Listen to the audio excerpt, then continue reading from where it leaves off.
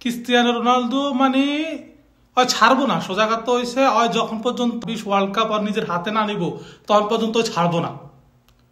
প্রতি ম্যাচে গোল নিতেছে, দুইটা একটা, তাও আবার কি উইনিং গোল, নর্মাল কোনো গোল না, উইনিং গোল, জিতা ম্যাচের লেগে গোল করতেছে। আজকেও সেম, আর ওয়াইবেরি এগেনস্টে আল নাসিরের লাস্ট একটা গোল করে ম্যাচ জিতাইছে।